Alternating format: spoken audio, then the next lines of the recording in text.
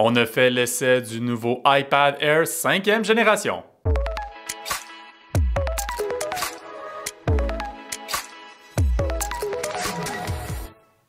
Apple nous arrive avec une 5e génération de son iPad Air et pour plusieurs, ça devient un peu mélangeant à savoir qu'est-ce qui est mieux entre par exemple ce iPad-ci, un iPad Pro, un iPad régulier, un iPad mini. Eh bien, on a fait donc l'essai complet de cette 5e génération du iPad Air, un iPad qui, on va se le dire, il ressemble beaucoup à un iPad Pro.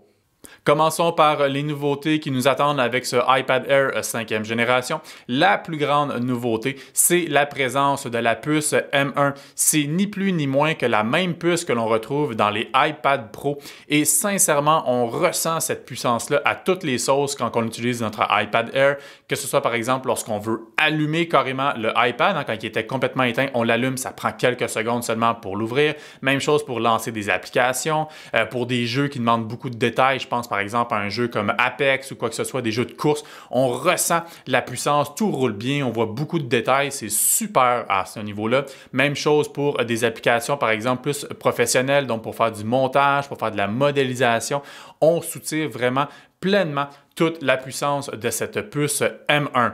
L'autre nouveauté, encore faut-il se procurer un modèle avec l'antenne cellulaire, mais on a maintenant la compatibilité avec le réseau 5G.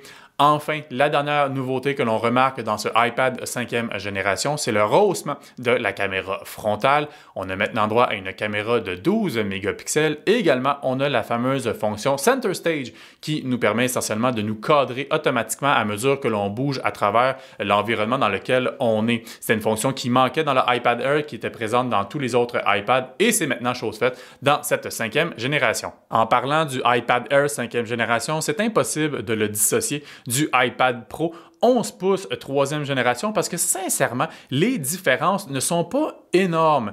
Quelles sont-elles essentiellement? Bon, d'une part, l'écran, il est légèrement plus petit. Puis quand je dis légèrement, peut-être que j'exagère, c'est à peine. C'est-à-dire que sur le iPad Air 5e génération, on a un écran de 10,9 pouces contre 11 pouces du côté du iPad Pro. Donc sincèrement, c'est pas une grande différence. On a encore une fois un Liquid Retina qui est vraiment superbe. Par contre, légèrement moins lumineux que le iPad Pro. On a 500 nits pour ce iPad Air 5e génération contre 600 du côté du iPad Pro. Mais la grande différence au niveau de l'écran entre ces deux iPads, c'est que sur ce iPad Air, on n'a pas un taux de rafraîchissement de l'image à 120 Hz. On doit se contenter de seulement 60 Hz.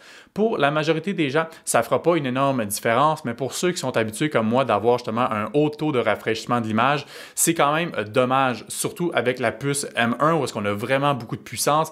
On ne la ressent pas nécessairement justement dans la fluidité des images. C'est franchement plaisant d'avoir un 120 Hz, donc descendre à 60 quand on est habitué, c'est dommage, mais pour la majorité des gens, ça ne fera pas nécessairement une énorme différence. Autre différence, encore une fois, entre ces deux iPads, bon, la présence d'une seule caméra à l'arrière, contrairement à deux sur le iPad Pro 11 pouces. Moi, franchement, c'est pas quelque chose qui m'intéresse de prendre des photos ou des vidéos avec mon iPad, donc c'est pas quelque chose qui me dérangeait, mais si pour vous, c'est quelque chose qui est important, bien peut-être que l'iPad Pro est plus à considérer, mais je pense que pour la majorité des gens, d'avoir seulement une caméra à l'arrière du iPad, c'est pas quelque chose de dramatique.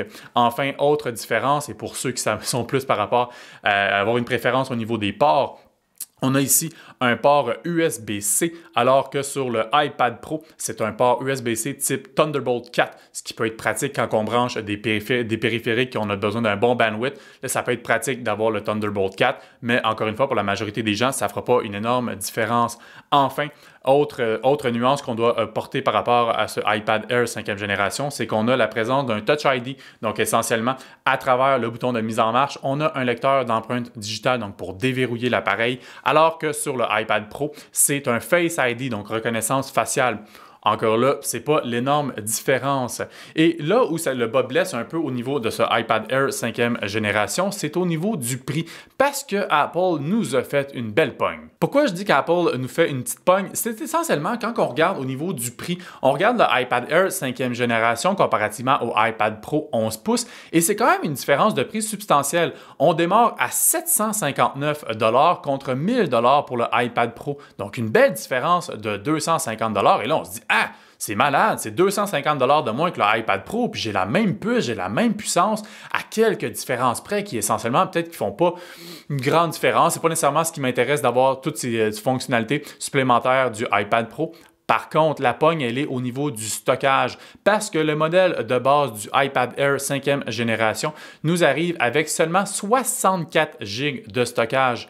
C'est excessivement faible pour être bien franc quand on pense que juste le système d'exploitation du iPad va nous prendre environ 12 GB. On est rendu avec 52 GB. Il nous suffit simplement d'installer quelques gros jeux, des grosses applications de modélisation, quelques fichiers, surtout si on va en faire un appareil de travail. Et hop, notre appareil est saturé. On n'a plus d'espace de stockage. Et là, on doit souscrire à un abonnement pour du stockage nuagique, hein, le fameux iCloud. Elle est là, la pogne. Parce qu'après ça, bon, on se dit, ben là, 64 GB, peut-être pas assez. Là. Je vais regarder c'est quoi l'autre option. Et l'autre option, c'est 256 GB. Et là, le prix est à 949 $, soit 50 $ de moins que le iPad Pro. Et c'est là que vient le dilemme à savoir, ben là, rendu là, pour 50$, je pourrais avoir, bon, l'iPad Pro que j'aurais le Face ID, j'aurais un meilleur taux de rafraîchissement de l'image, l'écran serait plus lumineux, j'aurais un meilleur port, j'aurais donc essentiellement des fonctionnalités plus sophistiquées que sur ce iPad Air 5e génération. Par contre, je tiens à préciser que vous auriez un peu moins de mémoire parce que, bon, l'iPad Pro 11 pouces démarre avec 128 GB, mais toujours est-il que là, le dilemme, il est présent parce que, sincèrement, la différence entre les deux n'est pas énorme et c'est à se demander si donc, essentiellement, ce iPad Air 5e génération n'est pas fait pour être une espèce de pont pour nous forcer, nous inciter, pas forcer, mais bien nous inciter à opter vers le iPad Pro. Nonobstant les différences entre le iPad Air 5e génération et le iPad Pro, est-ce que ce nouvel iPad Air est un bon achat? Sincèrement, oui. Quand on regarde objectivement, ça demeure un iPad qui, bon, a la même puissance que le iPad Pro, qui, oui, a certains compromis à faire, mais franchement, c'est un superbe appareil pour pouvoir travailler ou bien se divertir. Mais là où le bas blesse, comme on l'a mentionné, c'est au niveau du stockage. Donc là, c'est à savoir au niveau de votre utilisation, si pour vous, 64 GB, c'est suffisant, si vous êtes ouvert à l'idée d'aller vers un abonnement du iCloud. Et là, si jamais vous trouvez que c'est trop restrictif, que vous voulez avoir justement plus de mémoire et opter peut-être pour l'appareil de 256 GB, c'est là que peut-être vous allez vouloir envisager le iPad Pro. Mais sinon, ça demeure un superbe iPad qui est compatible par ailleurs avec toute la gamme des produits d'Apple, hein, que ce soit par exemple le fameux Magic Keyboard, que ce soit l'Apple Pencil 2, tous les folios, tous les couverts. Donc, ça reste un superbe iPad qui vient bien se marier dans l'écosystème d'Apple. Mais toujours est-il que bon, c'est vraiment le stockage où là, vous devez décider à savoir si pour vous, c'est suffisant ou non. Si vous voulez retrouver tous les détails de ce iPad Air 5e génération, tous les détails et tous les liens se trouvent plus bas dans la chronique.